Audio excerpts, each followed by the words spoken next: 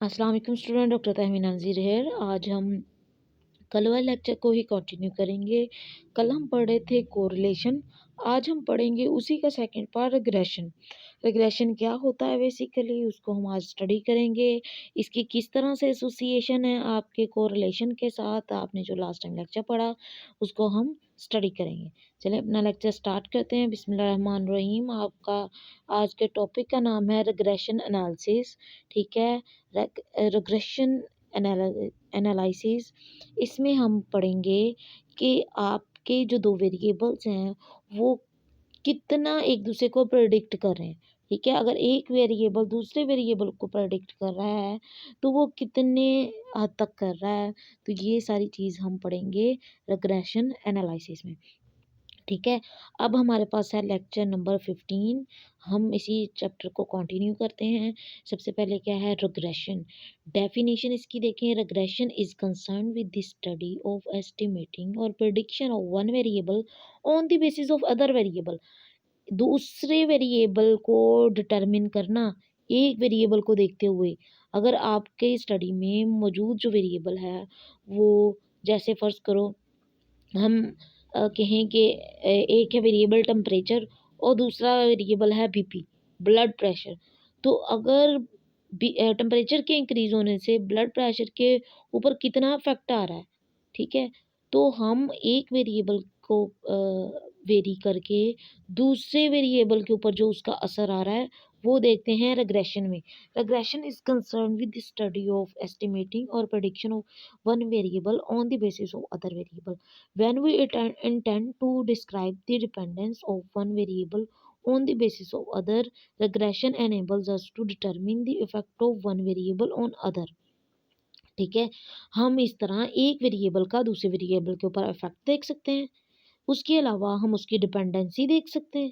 Dependency के अलावा हम उसका प्रोडिक्शन लगा सकते हैं कि अगर टेम्परेचर मैंने 10 डिग्री इंक्रीज किया है तो बीपी के ऊपर कितना असर आया। ठीक है, अब यही जो बात मैं बता रही थी कि हम इफ़ेक्ट भी देख सकते हैं। तो ये जो बीपी के इंक्रीज़ होने का या डिक्रीज़ होने का जो टेम्परेचर के इंक्रीज़ और डिक्रीज़ से जो बीपी के ऊपर इफ़ेक्ट आ रहा है, वो क्या है? वो हम उसका इफ़ेक्ट स्टडी कर रहे हैं। ठीक है? Correlation and regression are two analyses based on multivariate distribution. A multivariate distribution is described as distribution of multiple variable. हम correlation और regression को दो या दो से ज़्यादा वेरिएबल के लिए भी यूज़ कर सकते हैं, क्योंकि correlation और regression एक multivariate study है। ठीक है, मल्टीवेरिएट मल्टीपल वेरिएबल्स को ये इंक्लूड करती है। Correlation is described as analysis which let us know the association or the absence of the relationship between two variables x and y। आपका जो कोरिलेशन है वो क्या बताता था कि दो वेरिएबल्स के दरमियान कितना बॉन्ड है, कितना उनके दरमियान रिलेशनशिप है कोई कि नहीं, वो डिपेंड एक दूसरे पे कर रहे हैं कि नहीं। तो ये हमने कोरिलेशन में देखा। जबकि रिग्रेशन में हम क्या करते हैं, predict the value of dependent variable based on non value of independent variable. हम जो डिपेंडेंट वेरिएबल है, जैसे हमने बीपी को कंसीडर किया, इंडिपेंडेंट वेरिएबल हमारा टेम्परेचर है। टेम्परेचर की इंक्रीज और डिक्रीज से आपके बीपी के ऊपर जो असर आ रहा है वो क्या है। अगर असर आएगा तो समझें डिपेंडेंट है ये एक दूसरे के ऊपर। ठीक है, हमने वो जो इफेक्ट आ रहा है उसका उसको कैलकुलेट करना है। assuming that the average mathematical relationship between two or more variable। ठीक है, the difference between correlation and regression is one of the commonly asked question in interviews। हम ये जो कोरिलेशन और regression है ये बड़ा इंपॉर्टेंट क्वेश्चन है। इसको आपके जो एग्जाम के पॉइंट ऑफ व्यू से ये बहुत इंपॉर्टेंट है। ठीक है, और इंटरव्यूज में भी ये पूछते हैं, बट ये क्या आपके तो इंटरव्यू में ये नहीं पूछेंगे। आपको ये क्वेश्चन वैसे ही आपके प्रैक्टिकल और पेपर पॉइंट ऑफ व्यू से बड़ा इंपॉर्टेंट है। Moreover, many people suffer ambiguity in understanding these two। अब कुछ लोगों को समझ ही नहीं आता कोरिलेशन और रिग्रेशन में डिफरेंस क्या है। So take a full read of this article to have clear understanding on these two. अभी हमने ये एक कंपैरिजन देखेंगे कोरिलेशन और रिग्रेशन का, जिससे आपको समझ आ जाएगी बेसिकली कोरिलेशन और रिग्रेशन में डिफरेंस क्या है। सबसे पहले इसका मतलब देखते हैं। कोरिलेशन और रिग्रेशन का, correlation is statistical measure which determine correlationship और एसोसिएशन ऑफ टू वेरिएबल्स, दो वेरिएबल्स के दरमियान क्या रिश्ता है, क्या बॉन्ड है, क्या एसोसिएशन है, ये कोरिलेशन डिफाइन करता है। रिग्रेशन क्या करेगा, regression describe how an independent variable is numerically related to dependent variable, हम परसेंटेज के लिहाज से, हम किसी न्यूमेरिकल वैल्यू के लिहाज से ये बता सकते हैं रिग्रेशन में कि कोई वेरिएबल दूसरे के ऊपर कितना डिपेंडेंट है। कोरिलेशन को हम कहाँ यूज़ करते हैं, to represent linear relationship between two variables, linear relationship हम डिफाइन करने के लिए कोरिलेशन यूटिलाइज करते हैं। रिग्रेशन स्टैटिकल टूल हम कब इस्तेमाल करते हैं, to fit a best line and estimate one variable on the basis of the another variable, हम एक वेरिएबल को जब दूसरे वेरिएबल के ऊपर एस्टिमेट लगाना हो कि खाना खाने से हाइट के ऊपर क्या असर आता है, ये भी वेरिएबल हो सकता है ना, खाना कोई अच्छा खाता है, बुरा खाता है, हाइट इंक्रीज होती है, डिक्रीज होती है, हाइट या ग्रोथ लगा लें आप, ठीक है। तो इस तरह आप रिग्रेशन को यूटिलाइज कर सकते हैं। डिपेंडेंट एंड इंडिपेंडेंट वेरिएबल को देखे जाएं तो कोरिलेशन डिपेंडेंट और इंडिपेंडेंट वेरिएबल के बारे में नहीं बताता, जबकि रिग्रेशन इन दोनों को डिफर करता है कि कौन सा डिपेंडेंट है, कौन सा इंडिपेंडेंट है। Correlation coefficient indicate the extent to which two variable move together, correlation ये बताएगा कि किस हद तक और किस डायरेक्शन में आपके जो वेरिएबल है वो मूव कर रहे हैं। Regression indicate that the impact of a unit change in the known variable on the estimated variable, तो regression हमें एक वेरिएबल से दूसरे वेरिएबल का जो इम्पैक्ट आया है उसकी जो न्यूमेरिकल वैल्यूज हैं वो बताएगा। ऑब्जेक्टिव इसके देखें कोरिलेशन के, तो to find a numerical value expressing the relationship between two variables, हमने कोरिलेशन को जब देखना है तो हमने दो वेरिएबल के दरमियान क्या रिलेशनशिप है उसको देखना है, जबकि रिग्रेशन में हम क्या करते हैं कि दो रैंडम वेरिएबल एक दूसरे के ऊपर कितना डिपेंड कर रहे हैं, to estimate values of random variable on the basis of values of fixed variable, independent variable को देखते हुए हम डिपेंडेंट वेरिएबल की वैल्यूज का एस्टिमेशन लगाते हैं, ठीक है। यहाँ तक हमने कोरिलेशन और रिग्रेशन दोनों का एस्टिमेट वो देखा, डिफरेंस देखा, इनका कंपैरिजन देखा, ये किस तरह एक दूसरे के ऊपर रिलाई कर रहे हैं। The aim of regression analysis is to make a model for prediction and making inferences. हमारा मकसद क्या है regression का, कि हमने एक ऐसा मॉडल प्रिपेयर करना है जिसको देख के, जिसको अप्लाई करके हम अपने वेरिएबल्स को प्रेडिक्ट कर सकें, उसका नतीजा निकाल सकें। In simple regression there are only two variable, one is independent whose value is described by researcher which is fixed, ठीक है। तो एक जो इंडिपेंडेंट है जिसकी वैल्यू फिक्स्ड है उसको हम रिग्रेसर बोल रहे हैं या प्रिडिक्टर बोल रहे हैं, ठीक है, प्रिडिक्ट बोल रहे हैं।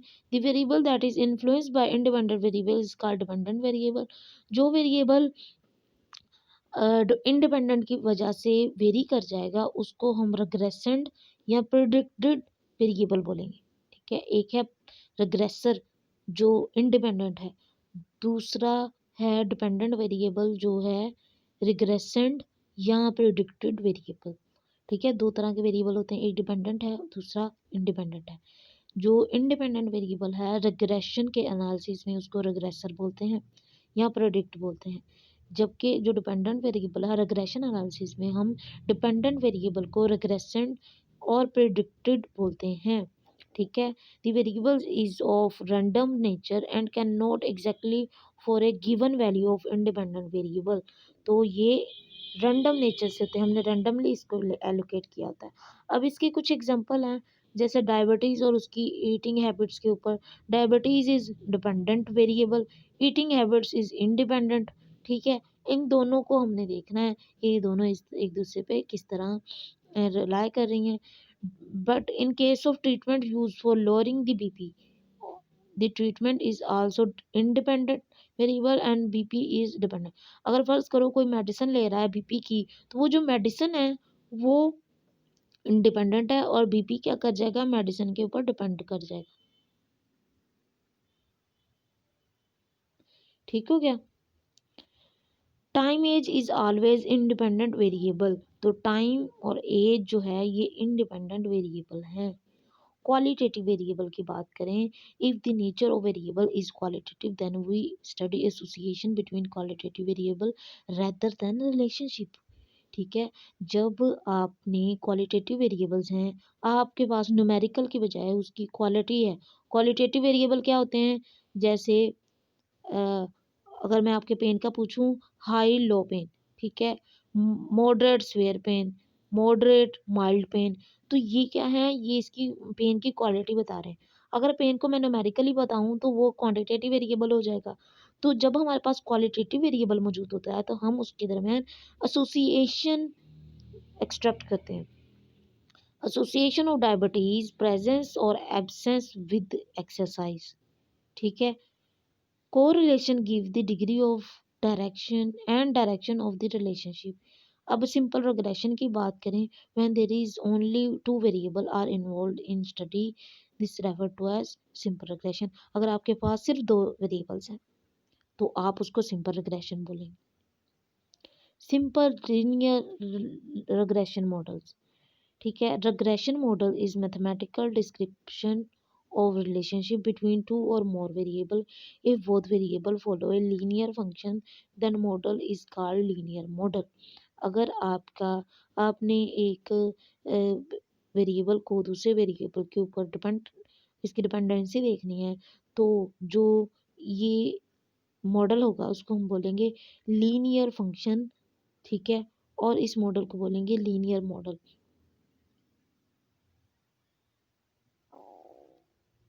अगर ये दोनों लीनियर रिलेशनशिप फॉलो करें तो हम उसको लीनियर मॉडल बोलेंगे। If the simple regression describe the dependence of the expected value of dependent variable Y as a linear function of independent variable X, तो आपका इंडिपेंडेंट वेरिएबल एक्स है, dependent variable Y है, और ये दोनों एक दूसरे को लीनियर फंक्शन मतलब लीनियर एसोसिएशन जाहिर करती हैं तो हम इसको सिंपल लीनियर रिग्रेशन बोलेंगे। और जो इसकी जो रिग्रेशन है उसका नीचे फार्मूला दिया हुआ है।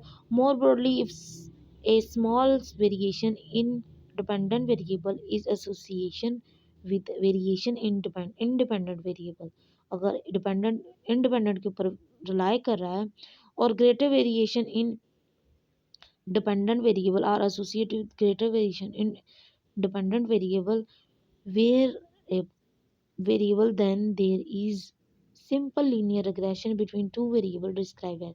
तो हम फर्ज करें एक आपके पास डिपेंडेंट है y और इंडिपेंडेंट है x। हमने इनको देखते हुए रिग्रेशन मॉडल की एक इक्वेशन ड्रा की है कि आपका जो डिपेंडेंट वेरिएबल है y, उसका एक जो इक्वेशन है वो a plus B X plus epsilon. ठीक है, ये जो एप्सिलॉन है ये डिपेंड कर, ईटा भी इसको बोल सकते हैं। ये जो ईटा है ये क्या शो करता है कि ये सारा जो आपका रिग्रेशन का फॉर्मूला है। तो इसमें क्या क्या वैल्यूज़ हैं ये मैं आपको बताती हूँ। A is intercept of line along the Y axis. जब आप एक ग्राफ ड्रा करते हैं, ये देखें, ग्राफ ड्रा में जो एक वैल्यू उसको कट कर रही होती है इस ग्राफ को, ये हर ग्राफ को ऊपर एक परपेंडिकुलर लाइन इसको कट करी है, ये इंटरसेप्ट है। ठीक है, A is the intercept of the line along Y axis. Y axis के ऊपर जो परपेंडिकुलर लाइन है उसको इंटरसेप्ट बोल देंगे। और A is the initial value of dependent variable. A को हम वेरिएबल की इनिशियल डिपेंडेंट वेरिएबल की इनिशियल वैल्यू भी कंसीडर कर सकते हैं। Sometime A is 0 where as B is the slope of the line called regression coefficient and eta is the random error. ठीक है, जो आपने ऊपर पढ़ा ये इक्वेशन, ईटा रैंडम एरर है, ए इसकी इंटरसेप्ट है, बी क्या है, बी स्लोप ऑफ लाइन है। ठीक है, the term eta is random error which is on the average has zero value। normally eta की zero value होती है। it is difference between true value and expected value of the dependent variable। ये error क्या होता है? Basically true और expected value का difference होता है। ठीक है, this is normally distributed with zero mean and variance। इसको हम zero mean और variance के लिहाज से भी क्वान्टिफाई कर सकते हैं। तो इधर E is equal to 0, V is equal to standard deviation या वेरिएंस का स्केयर। ठीक है, तो हम स्टैंडर्ड एरर को या जो ईटा एरर है उसको इस तरह भी डिफाइन कर सकते हैं। Multiple regression. When a dependent variable depend upon more than one variable, we use multiple regression. पहले वो था दो, पहले लीनियर regression में सिर्फ दो वेरिएबल थे, दोनों एक दूसरे के ऊपर डिपेंड कर रहे थे, एक वेरिएबल इंडिपेंडेंट के ऊपर डिपेंडेंट वेरिएबल था। ठीक है, जबकि मल्टीपल रिग्रेशन में जो डिपेंडेंट वेरिएबल है वो एक या एक से ज़्यादा वेरिएबल के ऊपर डिपेंड कर रहा है, इसको हम मल्टीपल रिग्रेशन बोलते हैं। मॉडल्स कॉल्ड रिग्रेशन मॉडल, इसको हम रिग्रेशन मॉडल बोलते हैं, मल्टीपल रिग्रेशन मॉडल बोलेंगे। For example diabetes level depend upon age, eating habits और स्ट्रेस। अब एक डिपेंडेंट वेरिएबल है, वो डिपेंड किसके ऊपर कर रहा है, तीन वेरिएबल्स के ऊपर। ठीक है, अब ये जो तीन इंडिपेंडेंट वेरिएबल के ऊपर डिपेंडेंट वेरिएबल रिलाई कर रहा है, तो ये इसके ऊपर जो हम टेस्ट अप्लाई करेंगे वो होगा मल्टीपल रिग्रेशन। ठीक है, अब उसके बाद बात करें लॉजिस्टिक रिग्रेशन मॉडल की। When dependent variable has exactly two outcome, then the regression based on such binary variable is called logistic regression। अगर आपके डिपेंडेंट वेरिएबल के ऊपर जब हम regression एनालिसिस अप्लाई करें तो उसके दो आउटकम्स हमारे पास आए, तो हम उसको लॉजिस्टिक regression मॉडल बोलते हैं।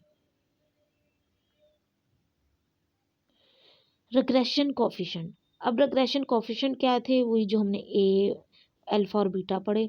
The simple linear regression coefficient is relative change in the expected value of dependent variable with respect to unit change in independent variable। जो हम बेसिकली क्या करते हैं कि एक कोएफिशिएंट क्या होता है कि हम रेशो ले रहे होते हैं, रेशो हमने क्या लेनी है कि जो आपकी एक्सपेक्टेड वैल्यू थी डिपेंडेंट वेरिएबल की, उसको आप डिवाइड कर देते हैं इंडिपेंडेंट वेरिएबल की वैल्यू के साथ। ठीक है, तो जो रिग्रेशन कोएफिशिएंट है इसको हम बीटा से डिनोट करते हैं, बी से। If the value of B is positive then line will be slope upward from the origin.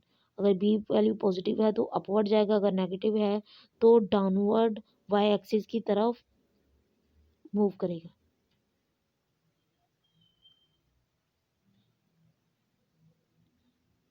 Fitting of simple linear regression. The method of estimating the parameter of a regression line is the method of least square, which is explained as the best fitted line is that one for which the sum of the square of error is least। ठीक है, this means we have the to minimize the error। अब simple हमने क्या करना है, error क्या है कि जो एक्सपेक्टेड वैल्यू है और जो ऑब्जर्व वैल्यू है दोनों को हमने माइनस कर देना है। अब हमारी कोशिश होती है कि हम अपने एरर को मिनिमाइज कर दें। अब ये देखिए, ये एरर का फार्मूला है, Y expected minus Y observe. तो इसको हम जो वाई की वैल्यू है वो कितनी है, ए प्लस बी एक्स, तो हम वाई के साथ जो वाई की वैल्यू है वो a plus B x scale ले लेंगे। ठीक है, after applying mathematical treatment we got the value of b and a as. तो हमें जो इसकी वैल्यूज़ मिलती हैं वो b y x is equal to summation x y minus x y bar divided by x square minus x y square, और alpha is equal to y bar minus b x का bar. तो ये जो formulas है इसको आपको as such याद करने पड़ेंगे, जिसमें समेशन एक्स स्केयर क्या शो करता है, the sum of square of the residual, कि ये जो रेजिडुअल थे, जो एरर थे उसका स्केयर है। If it is divided by n minus 2 then taking the square root it becomes the standard error of the fitted line। ठीक है, तो हम इसको स्टैंडर्ड एरर भी कंसीडर करते हैं अगर हम इसको n माइनस 2 से डिवाइड करते हैं। उसके बाद एक और स्टैंडर्ड एरर का फार्मूला गिवन है, s y x is equal to under root of y minus y का square divided by n minus 2। तो ये जो अभी मैंने बात की उसको कि अगर हम n माइनस 2 से इसको डिवाइड कर दें तो हमारे पास स्टैंडर्ड एरर का फार्मूला आ जाता है। ठीक है।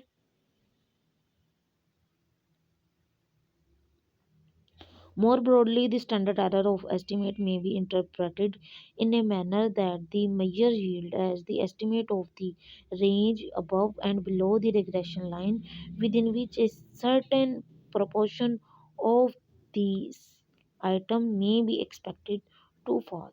If we construct pair of line parallel to the regression line at vertical distance syx, 2 syx, 3 syx, there would be included between three lines 68, 94, 95, 99.7% of the sample points. अब इसकी properties के बारे में देखें तो इसकी प्रॉपर्टीज क्या हैं। The fitted regression line has following properties. क्या उसकी प्रोग्रेशन की प्रॉपर्टीज है। Number 1, the sum of error is zero. सारे एरर्स का सम क्या होना चाहिए, जीरो होना चाहिए। The sum of observe value are equal to sum of fitted values. जो हमने ऑब्जर्व की वैल्यू उसका जो आंसर है और जो फिटेड वैल्यूज का आंसर है वो बराबर होना चाहिए। The sum of squared of the error is minimum. ठीक है, एरर मिनिमम होना चाहिए स्क्वायर वैल्यूज का। The regression line always passes through X and Y. ठीक है, तो आपकी जो रिग्रेशन लाइन है वो एक्स और वाई के थ्रू पास होनी चाहिए। तो ये आज का आपका लेक्चर था जिसमें आपने रिग्रेशन देखा, रिग्रेशन को कोरिलेशन से डिफरेंस हमने देखा है। उसके बाद हमने रिग्रेशन के फार्मूलाज देखे, थोड़े डिफिकल्ट हैं, आपको इसको याद करना पड़ेगा। उसके बाद हमने इसकी प्रॉपर्टीज देखी हैं। कोई क्वेश्चन क्यूरी हो आपको रिगार्डिंग इस लेक्चर के, कोई मुश्किल आ गई हो तो आप मुझे बताएं, हम इस पे जूम मीटिंग अरेंज कर लेंगे ताकि आपकी जो भी क्यूरीज हैं वो सॉर्ट आउट हो जाएं। अगर फिर भी आपको ये समझ नहीं आया तो हम इसको फिजिकल क्लास में कर लेंगे। ठीक है, और ये आज का लेक्चर था आपका। Thank you so much. अल्लाह हाफिज़।